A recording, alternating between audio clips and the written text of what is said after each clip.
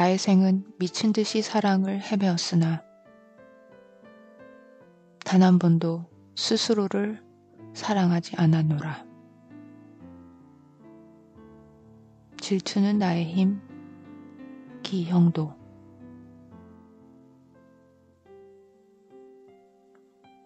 질투의 화신이라 생각했습니다. 좋아하던 선생님이 다른 친구들에게 관심을 주면 샘이 나서 더 열심히 공부하고 선생님에게 잘 보이려고 모범생이 되었습니다.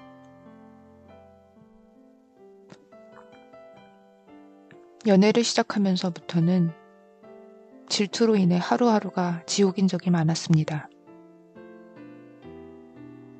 남자친구가 어떤 클래스나 모임을 통해 알게 되었을 경우 쉽지 않았습니다. 이성 친구들과 웃고 떠드는 모습만 봐도 가슴이 철렁 내려앉았습니다. 질투의 감정이 집착으로 이어지기 일쑤였고 결국 남자친구는 편하게 지내던 이성 친구들과의 관계를 서서히 정리하곤 했었습니다. 점점 우리 둘만 만나게 되었습니다.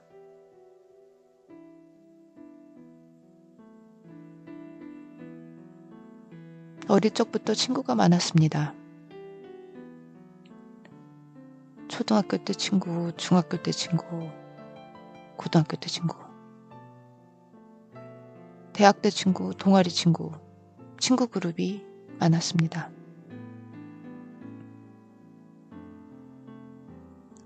사회에 나와 스케줄이 점점 바빠지다 보니 친구들을 따로 만나기가 힘들었습니다. 친구들을 묶어서 만나다가 어느덧 친교하는 모임까지 만들게 되었습니다. 저의 절친들은 어느새 서로의 절친이 되기 시작했습니다. 자기들끼리 놀러 가거나 연락해서 만나는 걸 나중에 알게 되면 섭섭하고 속이 상했습니다. 쿨한 척 했지만 괜히 소개해줬나 생각이 들 때도 있었습니다.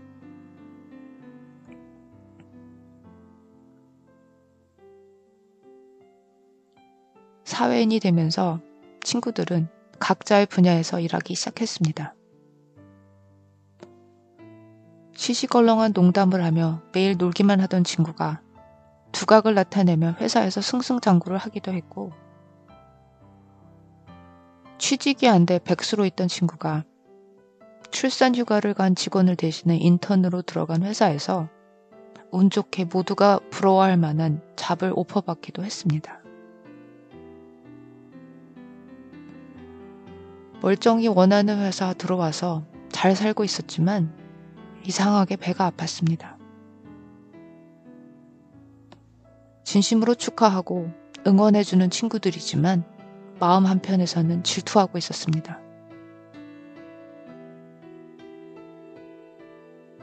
질투의 마음에 점점 손을 들어주다 보니 마음의 평화를 위해 점점 더 좁은 인간관계가 만들어지고 있었습니다. 바깥의 아름다운 빛과 경치를 뒤로 한 채 마음의 집에서 편한 사람들과만 가깝게 지내게 되었습니다.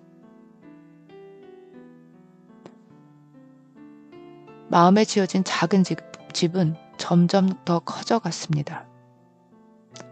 가구가 많아지고 커튼이 드리워지기 시작했습니다.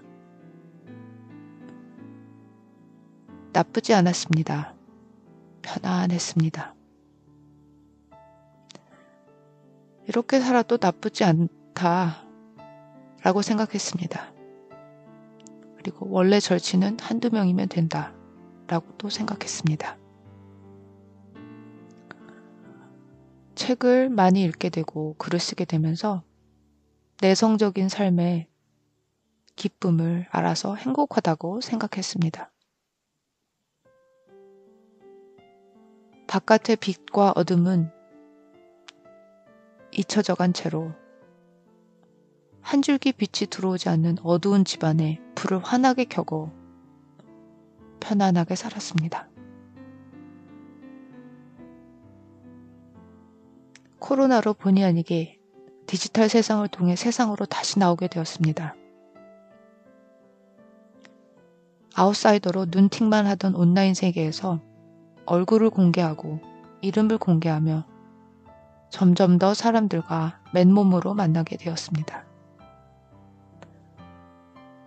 모임에 들어가기 시작하고 활동을 하게 되었습니다.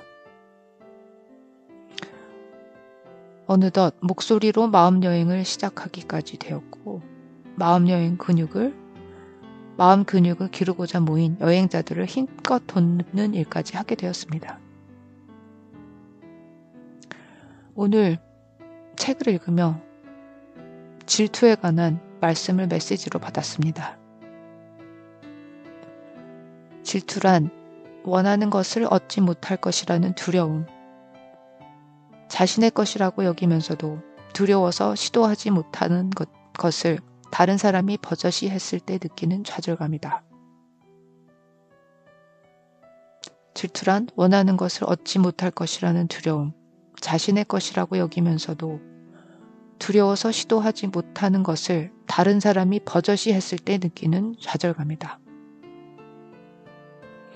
하지만 자신의 꿈을 위해 행동하는 순간 비로소 거기에는 단 한 자리가 아닌 모두를 위한 자리가 있음을 알게 된다. 한 번도 제대로 들여다보지 못했던 질투의 마음 하나를 오로지 들여다봅니다. 사라진 줄 알았던 속상했던 감정들이 살아납니다. 호흡이 흐트러지며 속상했던 마음이 살아납니다.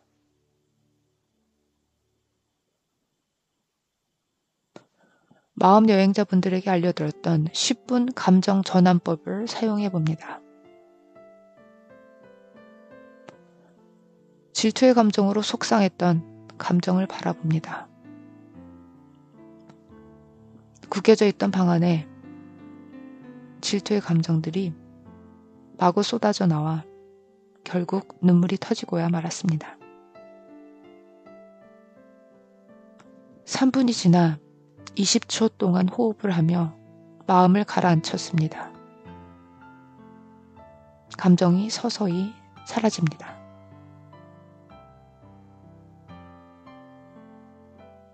질투의 대상들의 마음으로 3분 동안 그들의 마음을 들여다봅니다.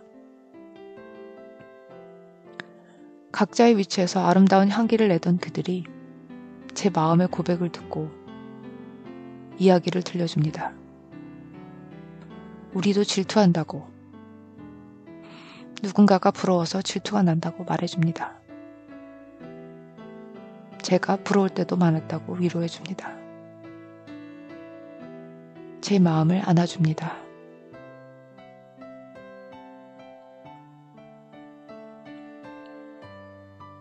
어느덧 3분이 지나 다시 평온한 마음으로 돌아옵니다. 마지막 3분은 내 영혼의 스승님과 마주하는 시간입니다. 상처받지 않는 영혼의 마이클 싱어님이 오셨습니다. 괜찮다고 하며 저를 안아주십니다. 눈물이 쏟아집니다. 그리고 말씀하십니다. 차크라와 산책하면서 본 아름다운 거리의 작은 꽃들, 어디서 날아왔는지 잔디에 핀 노란색 민들레꽃, 그리고 조용히 저희가 지나가기를 기다리고 있었던 달팽이를 보여주십니다. 그리고 제게 묻습니다. 달팽이가 민들레꽃을 부러워하더냐?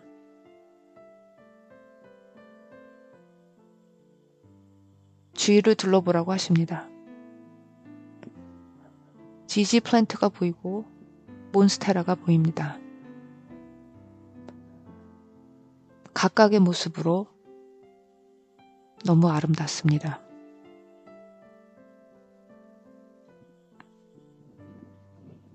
어느새 동이 터서 하늘이 밝아지고 있습니다.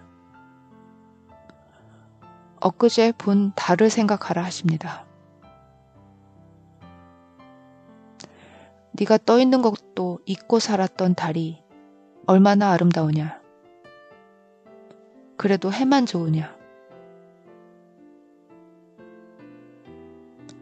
네가 떠있는 것도 잊고 살았던 달이 얼마나 아름다우냐. 그래도 해가 좋으냐.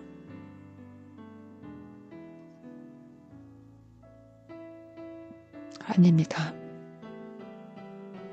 네, 그리고 깨닫습니다. 나는 해이고 달이고 구름이고 바람입니다. 거리에 들꽃이고 파란 새싹이고 천천히 움직이는 달팽이입니다. 해는 해일 때, 달은 달일 때, 구름은 구름일 때 가장 아름답습니다. 전체를 봅니다. 모든 것이 하나로 완전하며 그 자체로 아름답습니다. 나는 나입니다. 신이 주신 오롯한 나다움을 향해 나아가겠습니다. 각자의 나다움을 진심으로 응원하겠습니다.